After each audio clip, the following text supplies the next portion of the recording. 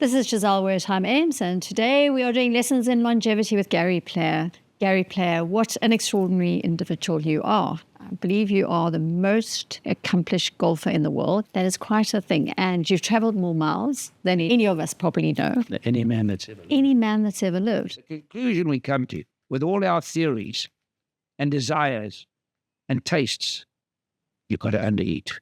If you want to live a long time, the single most important thing. When I was a young man, I thought going to the gym was 80% and what you eat is 20%. No, it's 80% what you eat, maybe even 90%, and 10% or 20% how you exercise. You've got to put the knife and fork to sleep. You don't need 3 meals a day.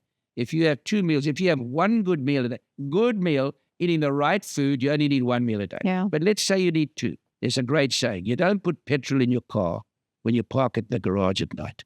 That's the fatal thing, is to have big dinners. Only eat when the sun's up.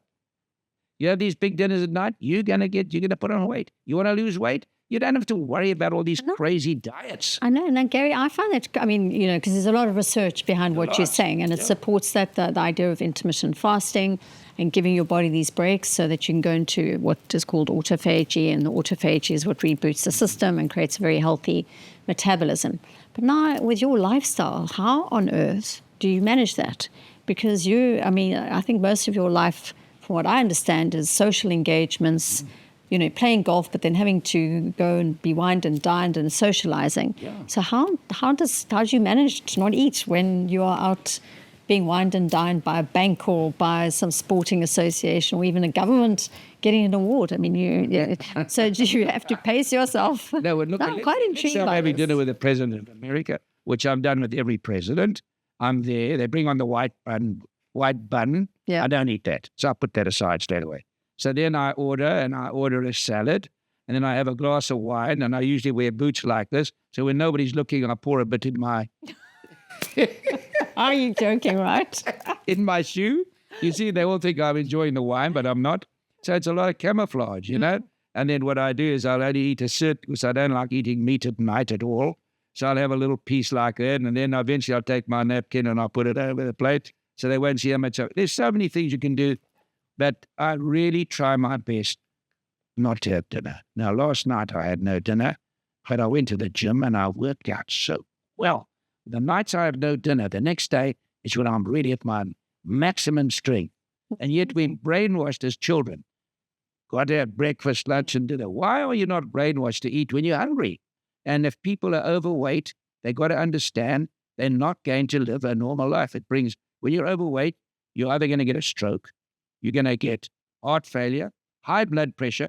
Well, you see, we in the West, we are really so far behind. If you go to India and speak to the gerontologists, for them, they fast. They have a 7-day fast with water.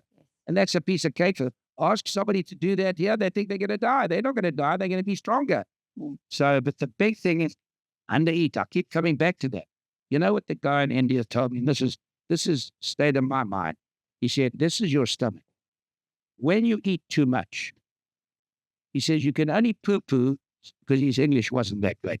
You can only poo-poo out so much. The rest stays there. That rest that stays there is the poison.